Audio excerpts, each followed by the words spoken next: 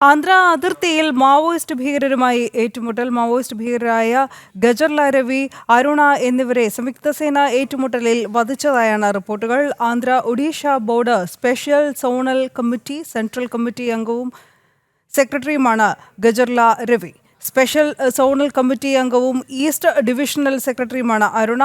ശ്രീകാന്ത് വീണ്ടും ചേരുകയാണ് കൂടുതൽ വിവരങ്ങളുമായി. ശ്രീകാന്ത്, ഈ നക്സൽ മുക്ത ഭാരതത്തിന് ഇനി അധിക ദൂരമില്ല.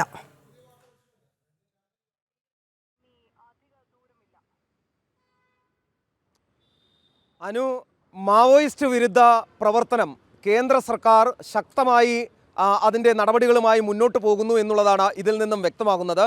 വരുന്ന 2026 മാർച്ച് 31 രാജ്യത്തെ മാവോയിസ്റ്റ് പ്രവർത്തനം അവസാനിപ്പിക്കുമെന്ന് കേന്ദ്രമന്ത്രി അമിത്ഷാ, കേന്ദ്ര ആഭ്യന്തരമന്ത്രി പ്രഖ്യാപിച്ചിരുന്നു. അതിന് തൊട്ടു പിന്നാലെ ശക്തമായ നടപടികളാണ് രാജ്യത്തൊട്ടാകെ സ്വീകരിക്കുന്നത്.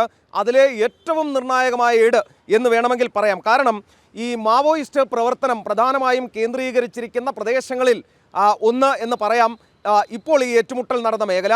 ആന്ധ്രാപ്രദേശ്, ഒഡീഷ, ഛത്തീസ്ഗഡ് ഒക്കെ ഉൾപ്പെടുന്ന ആ ബെൽറ്റ്, പഴയ റെഡ് കോറിഡോറിൻ്റെ ഭാഗമായ ആ ബെൽറ്റിലാണ് ഈ ഏറ്റുമുട്ടൽ നടന്നത്. അവിടെ നടന്ന ഏറ്റുമുട്ടലിൽ മുതിർന്ന മാവോയിസ്റ്റ് നേതാക്കൾ കൊല്ലപ്പെട്ടു എന്നുള്ളതാണ് പുറത്തുവരുന്ന ഏറ്റവും പ്രധാനപ്പെട്ട വാർത്ത. ഗജർല രവി, അരുണ എന്നിവരെയാണ് നമ്മുടെ സേനാ വിഭാഗങ്ങൾ ഏറ്റുമുട്ടലിൽ വധിച്ചത്. Andhra Odisha border special zonal കമ്മിറ്റിയുടെ സെൻട്രൽ കമ്മിറ്റി അംഗവും സെക്രട്ടറിയുമാണ് ഗജർല രവി. ഇയാളെ കൊലപ്പെടുത്താൻ സാധിച്ചിരിക്കുന്നു നമ്മുടെ സുരക്ഷാ സേനയ്ക്ക്. സ്പെഷ്യൽ സോണൽ കമ്മിറ്റി അംഗവും ഈസ്റ്റ് ഡിവിഷൻ സെക്രട്ടറിയുമാണ് അരുണ. ഇവരെയും ഏറ്റുമുട്ടലിൽ നമ്മുടെ സേനാ വിഭാഗങ്ങൾ വധിച്ചിരിക്കുന്നു. ഈ രണ്ട് പേരുടെയും പ്രവർത്തന മേഖല ഞാൻ ഈ പറഞ്ഞതുപോലെയുള്ള ഛത്തീസ്ഗഡ്, ഒഡീഷ, ആന്ധ്രാപ്രദേശ് ഉൾപ്പെടുന്ന മേഖല കേന്ദ്രീകരിച്ചായിരുന്നു ഇവർ പ്രവർത്തിച്ചിരുന്നത്. ഇവിടുത്തെ മാവോയിസ്റ്റ് പ്രവർത്തനങ്ങളുടെ ഏകോപനം ഇവർക്കായിരുന്നു. ഇവരെ ഇപ്പോൾ ന്യൂട്രലൈസ് ചെയ്തതോടുകൂടി ഈ നക്സൽ വിരുദ്ധ, മാവോയിസ്റ്റ് വിരുദ്ധ പ്രവർത്തനങ്ങളിൽ രാജ്യത്തെ സംബന്ധിച്ചിടത്തോളം, സുരക്ഷാ സേനയെ സംബന്ധിച്ചിടത്തോളം നിർണായകമായ കാൽവയ്പ്പാണ് നടത്തിയിട്ടുള്ളത്.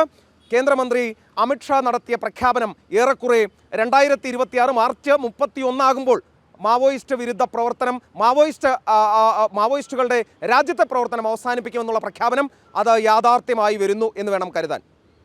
ശരി ശ്രീകാന്ത്.